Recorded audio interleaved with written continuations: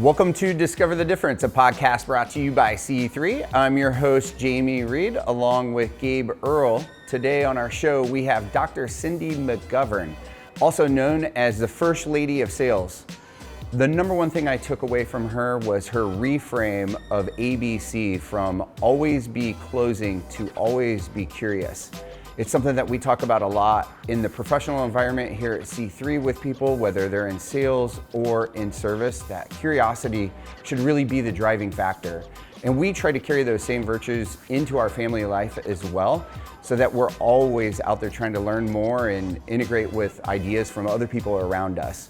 Cindy brings a ton of energy into this podcast that you can implement, whether it's in sales or just life in general. So enjoy this episode of Discover the Difference.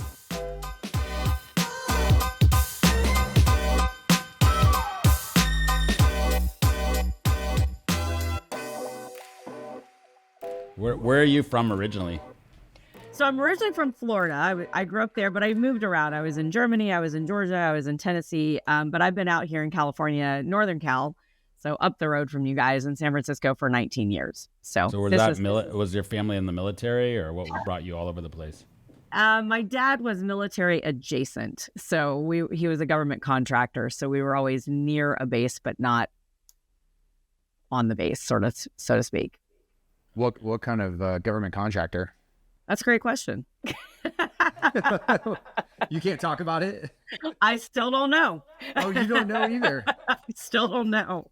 That's so funny. It is funny to, like, we'll ask our kids sometimes, you know, if they know what we do, and right. To hear their responses. They become more sophisticated over time, you know, but I can see the military being a tough one as a contractor to try to explain. Yeah. Like, I don't know. I mean, I know he did something with like testing of tracking of things, but I have no clue. And you know, as a kid, you don't ask any questions either. It's like, I don't know. Is he not around anymore? No, he's been gone since the 90s. But when it was like bring your kid to work day, I hung out with his assistant. So that was bring your kid to work day, was hang out with BB, which was cool. I loved it as a kid. Like, she was great. How did moving around like that, like, help give you the skill sets that you use now in sales and communication? And because it's kind of traumatic, right? To have to move around that much as a kid, you have to be adaptable. You know what's funny? I actually think that's a great question. And the answer is yes, because I was often the new kid. I went to 7th grade. Think about when you were in 7th grade, like that's the most awkward age. Like, that's the ugly duckling phase for everyone. And you're like trying to figure out who you're going to be as sort of this preteen teen. And yeah, 7th grades was not an easy, thing, but it helps you be a chameleon. Yeah, I don't know. I kind of relate to that because my father was in the Air Force, and I remember the 7th grade move that I did. I don't know if I ever shared this story with you, but I just remember, going out on the playground and just standing in a group, so it looked like I wasn't standing by myself. Yeah. But they didn't know who I was. But I was like, okay, if I can stand here in this group, then it looks like I have friends. Right. And it felt. I love that. Oh my God, that's the saddest story. It felt really. I'm sorry, Gabe. It was really hard. I remember that feeling. I go back. That feeling comes back every once in a while of just feeling that loneliness. But you know what? I love that you actually did that. Like, that you had the wherewithal in 7th grade to be like, but if I stand there, I'm actually selling everybody else on the idea that I'm not by myself. Like, yeah. Sales at such a young age. I love it. Yeah. So if we go back to 7th grade, what did you write down that you wanted to be in sales or helping insurance people do sales? Or what would have you written down in one of those 3 different schools in 7th grade that you wanted to be when you grew up? It would have never had anything to do with sales. I never wanted to be in sales. I didn't want anything to do with sales. And now I'm the first lady of sales. Like, go figure that one out. That's a whole nother story. But the 7th grade Cindy wanted to be some kind of performer. I wanted to dance. I wanted to act. I wanted to do something performing to bring joy to audiences in some way. That was the 7th grade. I think I still wanted to be a solid gold dancer, if anybody remembers that show. So do you still dance? That's my workout. That's my fun time. I'm going to give this one space and see where Gabe takes it. So you're saying Zumba? Is that what you're saying? No. I do more like technical, like ballet tap, that kind of stuff. But I actually loved hip hop. That was my favorite of all the modes that I did.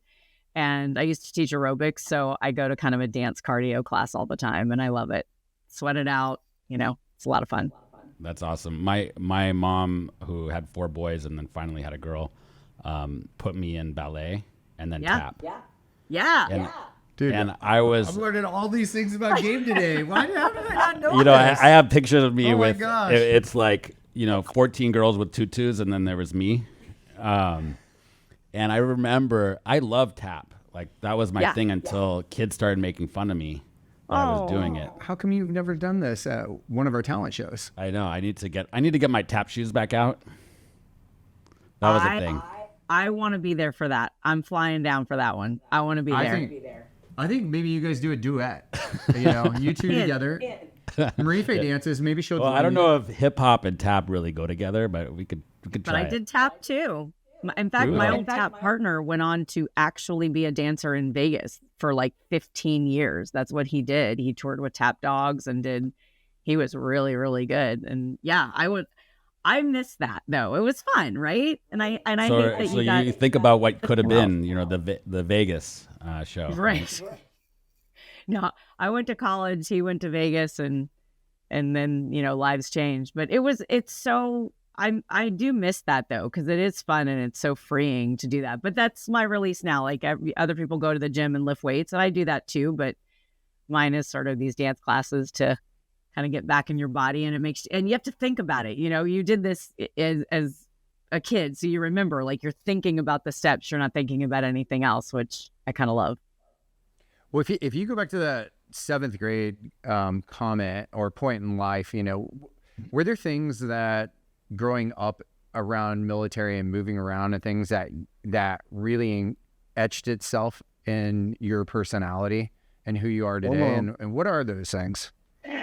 That's a good question, Jamie. So I think for me, it was that trying to find where you belong at all times and finding commonality with everybody that you met, because it was always a new group. There was such turnover. Everybody was always moving. It's very transitional in all of those places. Even though we weren't on the base necessarily, your friend group kept changing. And so my ability to be able to find a way to connect with somebody in a pretty short amount of time and build that trust, deepen that relationship, get to something that, we're friends or we're not going to be friends, I think really does serve me in business, because it created a natural curiosity in me and it kind of fueled that. And I'm the kid that wants to know your whole life story in 5 minutes. And that still, I think, serves me well in business, but it's genuine.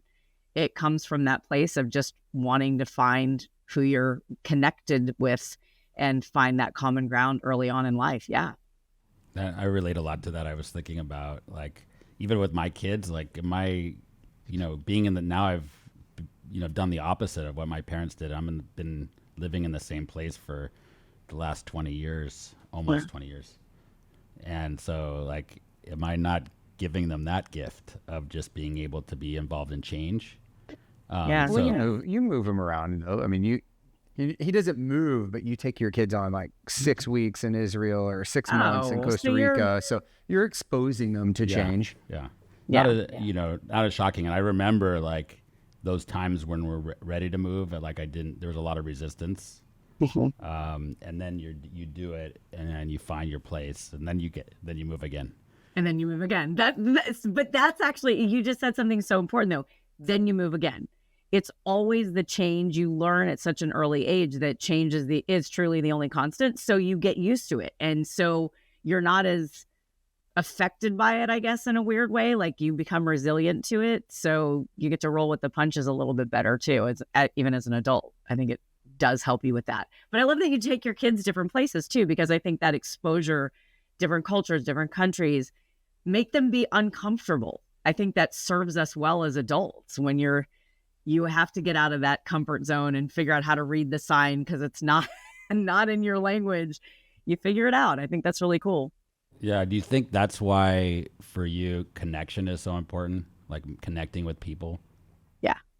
Yeah. Mine is always about, I'm a bit of a helpaholic. Like that's kind of my thing. And I have been since a kid. Like I wanted to be the one that went and helped you with whatever you needed, tutored the other kids, that kind of thing. And I do. I think that ability to connect helps me to be able to get them to trust me and know that I'm doing this out of genuine curiosity or genuine desire to help, not that I'm trying to get something out of this. And you can read, I mean, kids can read that a mile away. So, Well, I want to ask about that because I was thinking about 3 words you said. I was formulating a question when Gabe asked his, and then you just said the 3 words again. And I think as a relationship person, the connectedness is the means with which you do it. But how you do it, you cited, so connected is one, but then you cited trust and curiosity as sort of the vehicles to do it. I'm curious, like for people who are listening, especially like people don't believe that I'm an introvert, but like I actually feel anxiety going into a room of all new people, right? Like Gabe is amazing at it. I could tell you're amazing at it. But for people like me who are like socially enabled, but it's still intimidating or, to just walk in and connect with people. You do it through trust and you do it through curiosity, but are there tools around those 2 things that you can give someone like me or other people that have anxiety about a room full of unknown people that help them do that? yes. Okay. First off, I have to just say, I think I test as an extrovert, but I think I'm probably an introvert. So it's the way I recharge my batteries is like I need to sit on my couch with my dog. So me too. I get that. And I would also say that a lot of extroverts have that same sense of anxiety that you feel, Jamie. It's just we figured out how to put the butterflies in formation a little bit. So the way that I do that is it is first of all finding that initial connection, that what do I have in common? We're pack animals at the end of the day. I walk in a room, I see somebody that, looks familiar that I saw somewhere else, or I see somebody that has a jacket that I like, something where you're like, okay, I can be connected to this person. That's the first thing. But for the anxiety part is, I really think it's about having a plan of what you're trying to accomplish in that moment anyways. Are you really trying to make a connection? Are you trying to just read the room and get the heck out of there and check the box? Do you want to meet people? Know what your goal is. And then you go in with that curiosity of how you're going to achieve it. And introverts, in my opinion, actually make better salespeople a lot of times than extroverts because you're better listeners. You also have that natural curiosity. You ask deeper questions. But introverts, they don't want to be the We're very competitive, by the talker. way. He's got to we compare each other all the time. So I love it. I love this though. But it's true. Like you have a natural curiosity as an introvert, so you would rather give somebody else the floor to talk, which is great. Most people want to talk about themselves or talk about the weather or talk about whatever it is. So I think my advice to folks like you and who have that sort of same anxiety is lean into the stuff you're good at. You don't have to go in there and be on stage. Go in there and use your own superpowers. And if your best superpower is listening, go in armed with a couple of really good questions and you're going to win the room. we're just talking about that with our EVP of HR and how she's so good at communicating.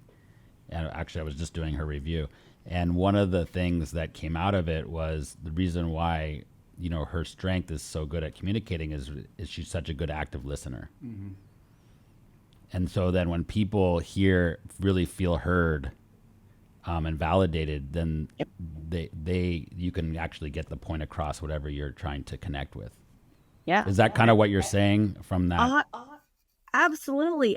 I think that what's interesting and kind of go back to that anxiety and introvert versus extrovert, nothing happens until trust exists, right? Like we know this, we're all salespeople here, so we can say this, no sale happens without trust, but you're selling yourself in that personal interaction. You're selling yourself to that room of people, the group of people, the other person you're speaking with. They have to trust that there's something here, there's a foundation. And I think we confuse rapport and trust. Rapport is, all right, high five you and I'm out of here. Trust is, I actually care about what happens in this interaction. And you can feel that in somebody. You can feel it a mile away if they're just here to rub elbows and get the heck out of Dodge. So, to the point, your HR person, there is that sense of, this is real for me. I'm trying to make a genuine connection with you. I'm trying to deepen this trust. So this is a comfortable situation for you and me. And I think that speaks more volumes than anything else that you could come out of your mouth, actually. Well, I'm just reading some of your history here of, degrees in communication, a master's in communication, PhD in organizational communication. Where was it in your life that you decided you wanted to take these things you learned about having to connect with people from moving all around and really dive into it to another level? So there's a very pivotal moment that I had, and it was after I got put into a sales role. I always wanted to help people with communication. That's why I got the PhD, and I was a college professor for a while. I always wanted to teach. I was always sort of a teacher in some way. But I got put into a sales role, actually kicking and screaming. I didn't want to be in sales. I thought it was icky and pushy, and you had to be fast talking and funny. And, I don't play golf and I don't drink whiskey. So I was like, I can't do that job. I don't know what to do. And when I got into the role, I realized I'd been selling my entire life. I just didn't call it sales. And that was the moment where I went, wait a minute, I have 3 higher education degrees from good schools in communication, and I was never taught this. And that's when I had to do the deep dive. That's when I had to start the consulting company. That's where it took a turn for me. I'm like, I am now on a mission to help people understand that's actually one of the most important communication skills, is knowing sales, every interaction. I don't know why it popped into my head, but maybe because I want to explore this, idea of, you mentioned first lady of sales. But, when I think about it, we obviously, maybe it was because you mentioned whiskey and golf, and that's very, very masculine arena. And that's what I think sales has historically kind of leaned into, this very masculine place. So I'm just kind of curious about how you broke through that. What was your experience in breaking through that, as a very successful female in the sales arena?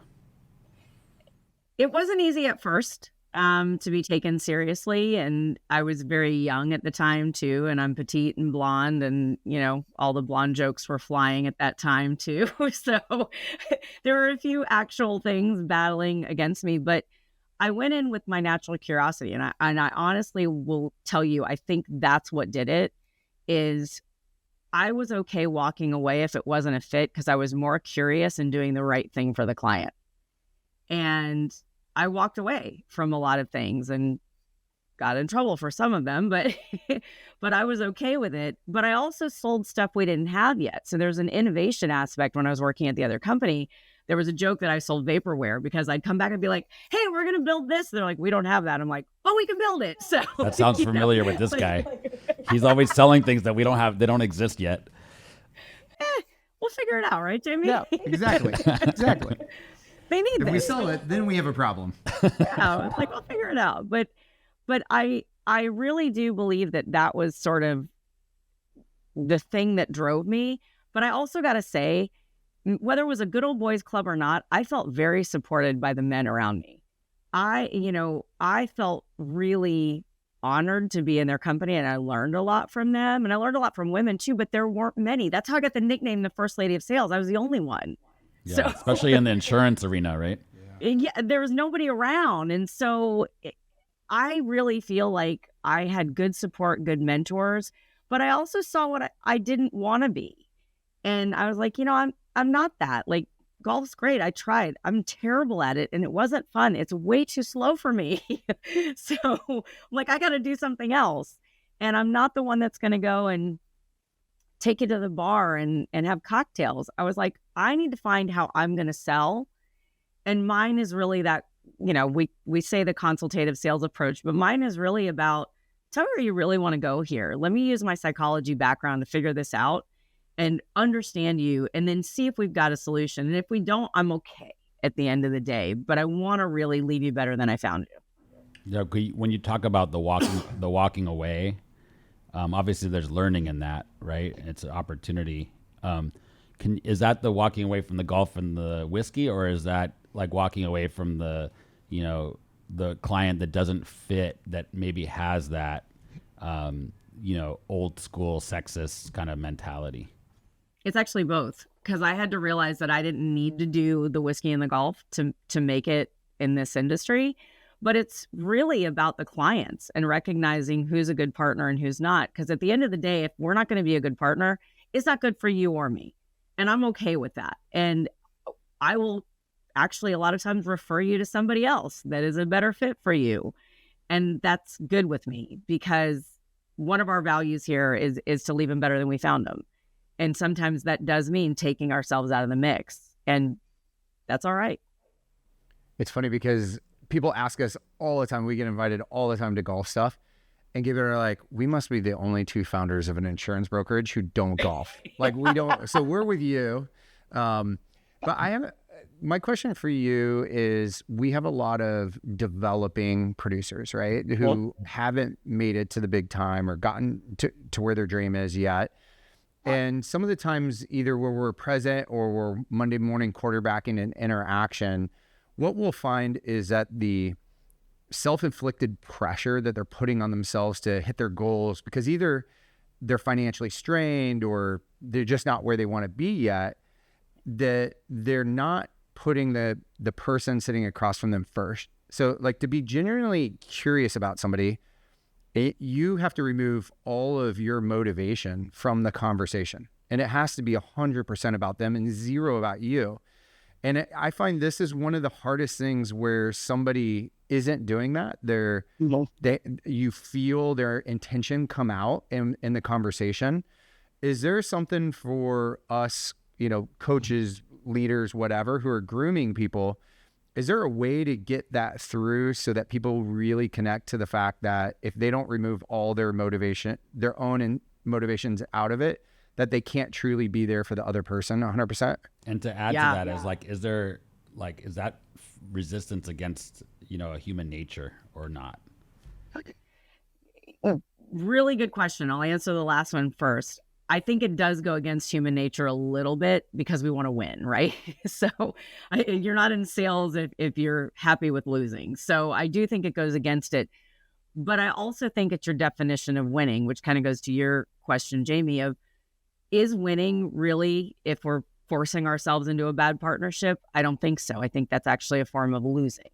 So it's being okay with, this one didn't work out. But for you as sales coaches, it goes back to the sales funnel, and you have to have a high failure rate. I mean, we know this from batting averages and everything else for Hall of Fame. Like, there's a lot of failure, and there should be, because you have more at bats. And so it's recognizing that there is some math involved, which I know salespeople always buck the system when I make them do their sales funnel. but if you're okay with that, and okay, I'm going to get 5 at bats and 2 are going to be good, great. You're okay to walk away from that, because what ends up happening is you're not okay walking away from it. And I've even seen really good salespeople who can't stand to lose. So they'll shoehorn their way in. We all know this. You can smell desperation breath from a mile away. Like, don't do that, because that affects your reputation. That person's becoming a walking commercial for you, and it's not a great one. That's not what you're looking for. And so if you go into every interaction, and this is one of the things I coach people on too, is go into every interaction knowing what you want out of it, but also knowing that they're going to be a walking commercial for you, whether the ink dries or not. So what do you want them to say when they walk out of that room? That's the impression you're leaving. Because if they trust you and they have something great to say and they feel like it was a good conversation and you listen to them, you're going to be much closer to the win. Well, is there a risk in there where maybe this is human nature, pile on to what Gabe asked? Is there a risk to getting stuck in the friend zone? I think some of the salespeople fear that when you're only listening and there's a resistance because you're like, I'm just going to be in the friend zone. We're never going to get to the good stuff here. And how do you pierce through that if you mastered becoming a really good listener to then closing a deal?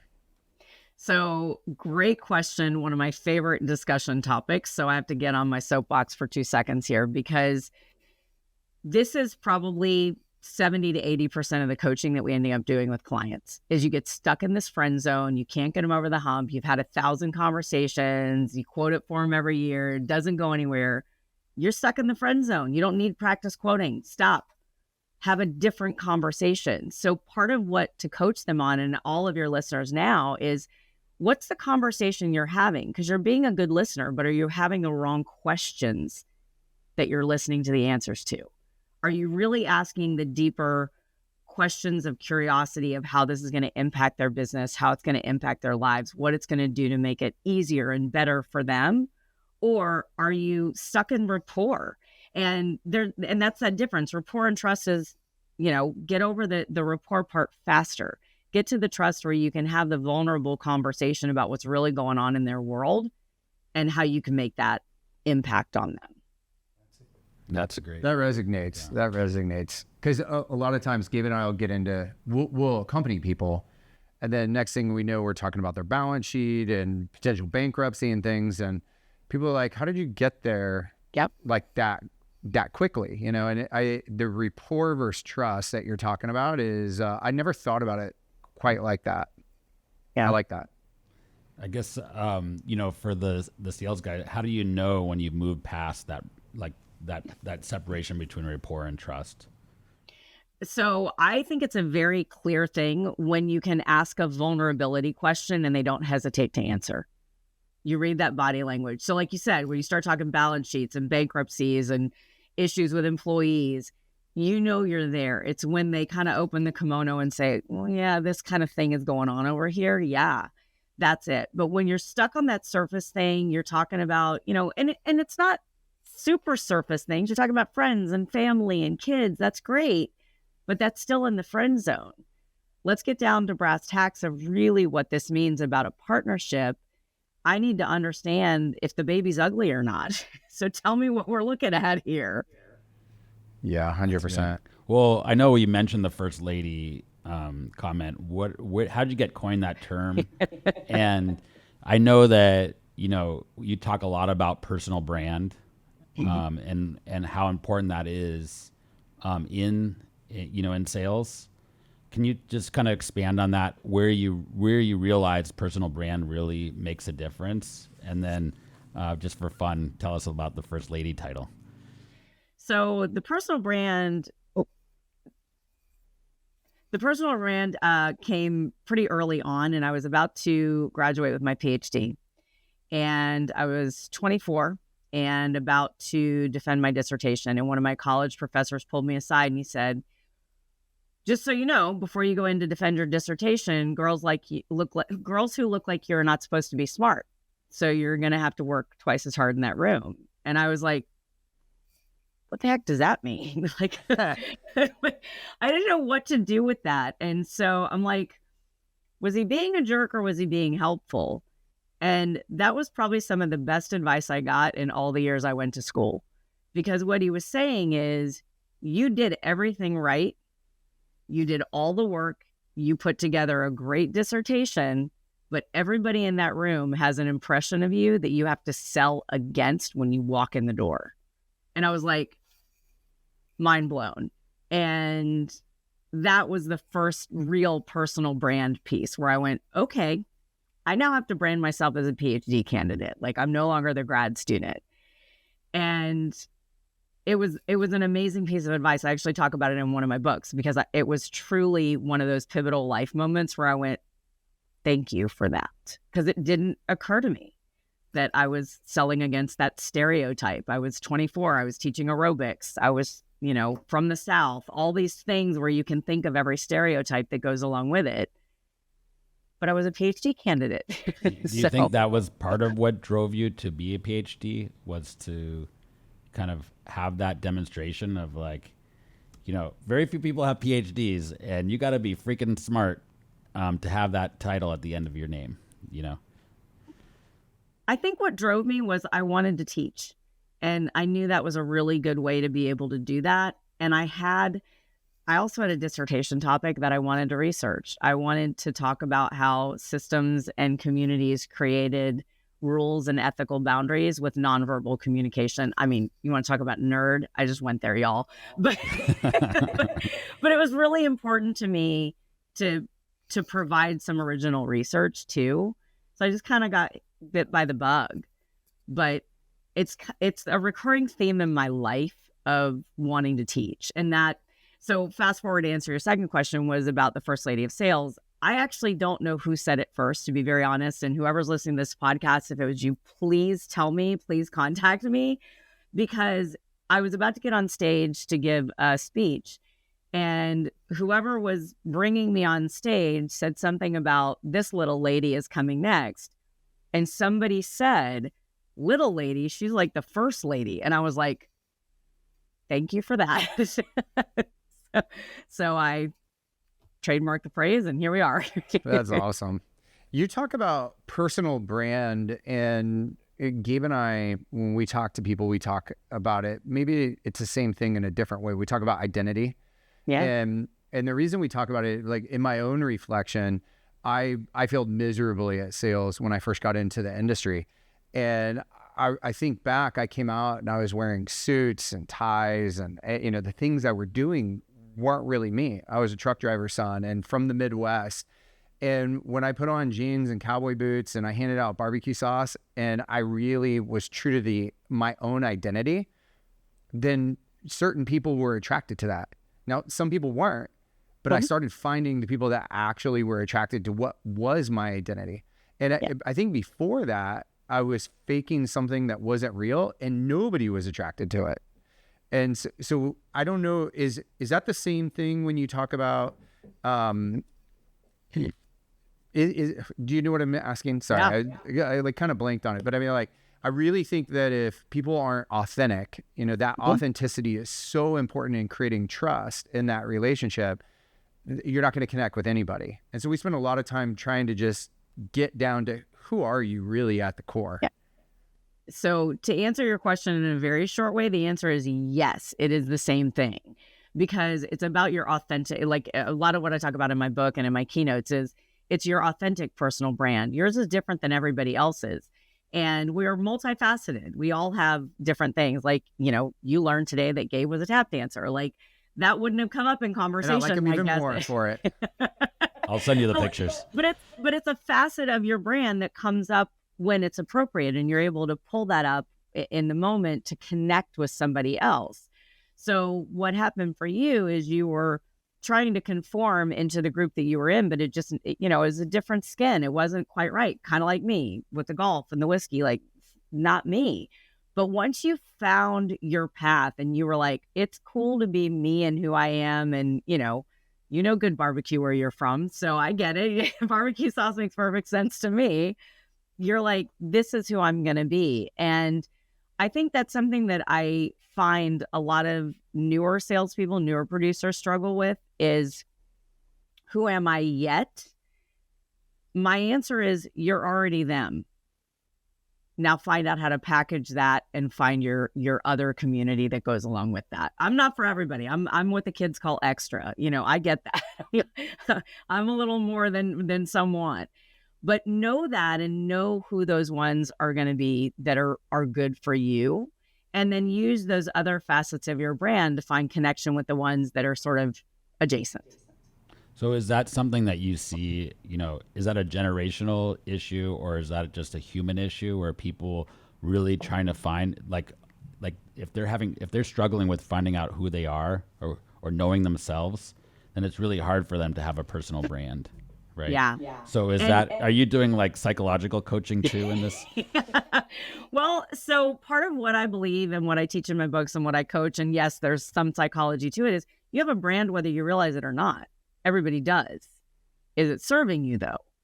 And that's really where you have to get to, is you recognize, Jamie, that brand wasn't serving you. And it's partially because it wasn't your brand. You were sort of borrowing a brand and trying one on, and it's like, yeah, that one's not really for me.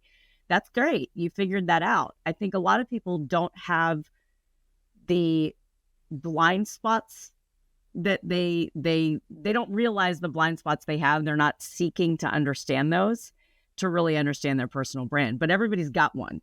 Everybody knows it but them. So is that part of the curiosity, is like not just being curious about others, but being really curious about yourself?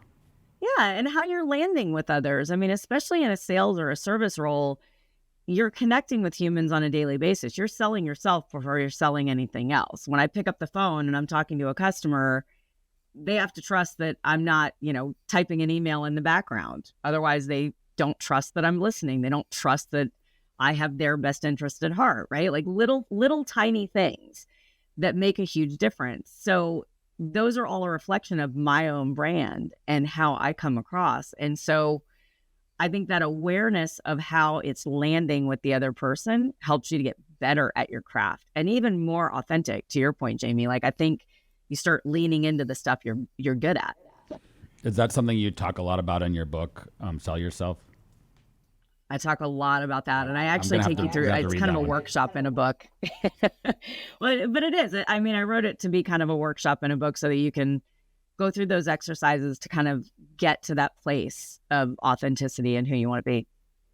Well, obviously you're interacting with sales teams quite a bit, but I think I read something where you talk about the application of some of your concepts with the non-sales people in organizations. And if that's true, what's your thought behind that? And how do you see that rewarding organizations when they use that? So my first job's called Every Job is a My first book was called Every Job is a Sales Job. And I really do believe that. I think everybody's in sales because you're selling your colleague on an idea. You're selling the producer on giving you another 2 hours to get the answer. You're selling the client on the idea that we've got this. You don't need to call me every 5 minutes, So I think we're all selling. And that's actually a lot of the work that we do with organizations is we go in and we teach their non-sales people sales skills. It's the same thing. We're all getting to the same goal at the end of the day. And knowing that sort of formula of sales just makes the recipe a little bit better at the end. And everybody's rowing in the same direction. So that's a lot of the work that we do. And plus, it's the thing I wish I had been taught when I was like 19, Well, something tells me you had it innately. But talk about like when you come into an organization, what are some of the biggest challenges or resistances that you get? Because I mean, obviously people can see the value in really creating a sales culture and, everybody realizing that their job is around sales. What are some of the biggest, hurdles or obstacles that you encounter? The biggest thing is the ick factor of sales. And I had it. I mean, I 100% had it as well. I was like, ugh, I don't want to do that. So I hit it off the bat with any organization we work with. Any of our consultants go in and we have that conversation of, we're not telling you to be. I literally have the avatar in my mind. I call him Tommy Two Thumbs. And he's, let me paint the picture for you. He's got sunglasses inside or outside, lots of gold chains, lots of pinky rings, shirt unbuttoned to the belly button, white shoes, plaid pants, that guy. And he's coming at you, giving you, the double thumbs. We're not talking about that kind of sales. Nobody does that kind of sales. And there's like maybe 1% of salespeople that do that, and they don't even want to be that guy.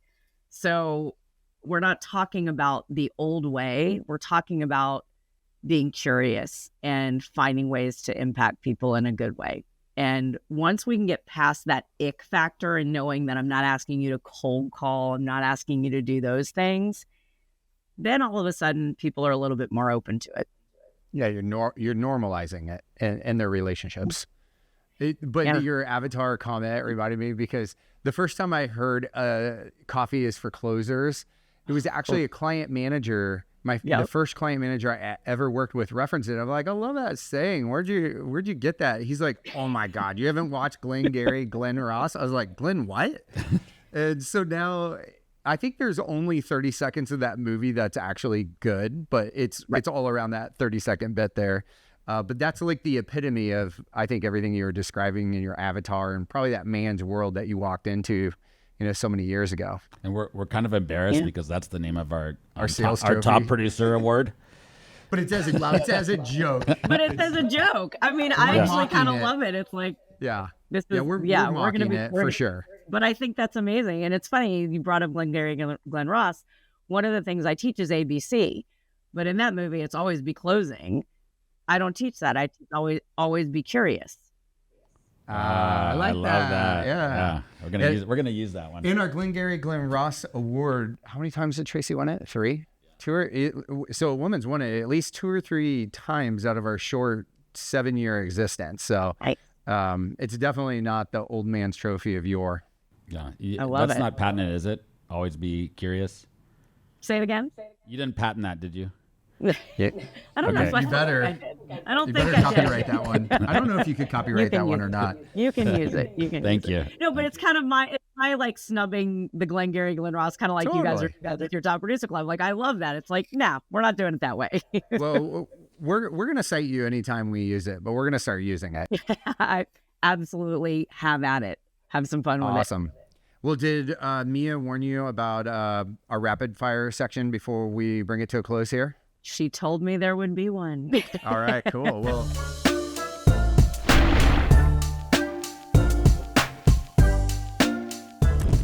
first word, phrase, short thought that comes to mind is all we're looking for. You want to kick her off, Gabe? All right, this one's an easy start. How do you like your coffee? I like a vanilla latte. Okay, so I'm going to preface this question because I asked Mia last podcast, I'm like, do you make these like specific to the person? She's like, oh, I usually just Google them and find them because I feel insecure asking this, but it says, what's your idea of a perfect date? I'm like, wow, we're getting personal here. Yeah, this is not a pickup, by the way. Yeah. Ew, She wrote it. It's on my piece of paper right here. My idea of a perfect date. I'm going to answer it in a truthful manner. I don't care what we do, but there better be laughter. I like that. Absolutely. All right. What's a cause that's, important to you and why is it? Researching breast cancer. I lost my mother when I was 9 years old and she was 44. And so that's been something I've done 60-mile breast cancer walks. Very, very important to me that we find a prevention in my lifetime. I actually love this next question because I took a big stage once and I listened to Element from OAR on repeat before I went on stage. So the question is, what song would you listen to on repeat? And maybe I just add, is it a pump up song? Do you have a song you listen to before you take stage and give a big talk? And what's that? I actually have a playlist, and it's the playlist that I put on repeat when I'm getting ready to give a keynote. But it changes. So right now I've got some old school stuff on there. I got some Flo Rida on there. I've got some some Katy Perry. There's a little Swift on there.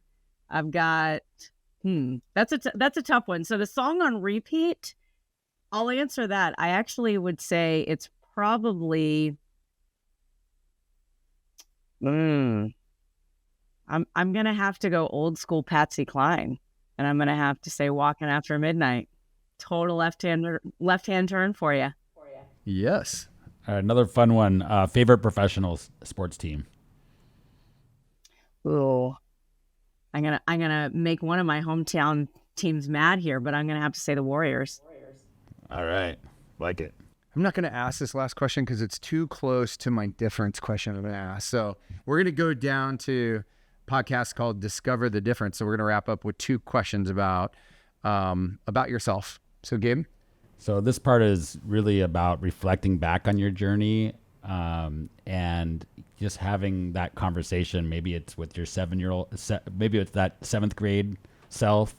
What kind of, knowing what you know now, what kind of advice would you give her? You are enough. Period. I like that. I love that. I like that. So on the different side of the equation, if you think about all your favorite characteristics of yourself, what's that one thing that's the secret sauce that makes you who you are? It's that helping piece. It literally is. I'm addicted to it. That's it. I'm going to figure out a way to help you. I'm going to figure out a way to make it better. I don't care what it is, whether it's me coming to dinner at your house I'm going to show up early, help you clean up. I'm going to be the one that makes the best extra dish. It's that incessant need to help and make a bigger impact. Where does that come from? You know, that's a great question, and I've been through enough therapy that I can tell you where I think it comes from. But I think it's that needing to belong. That if I can make an impact on you, then I'm going to belong in some small way, at least for a moment. Yeah. Have you psychoanalyzed Gabe and I to know how you can help us?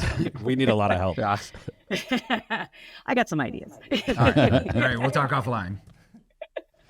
This is awesome. Thanks so much for taking the time to connect with us. This was so fun, you guys. I really appreciate the opportunity to spend a few minutes with you. Yeah, obviously we met you because some people from our team heard you speak at an insurance event that Chubb put on. But for anybody else who's listening right now, where should they go to learn more or to connect with you? drcindy.com is my easiest way to find me, or at 1ST Lady of Sales on social media. And through any of those portals, you'll be able to track down my consulting company and my books and our online academy, all the things. Awesome. Well, thank you so much. We really appreciate you coming on. Thank you so much. This was really, really fun. I appreciate it.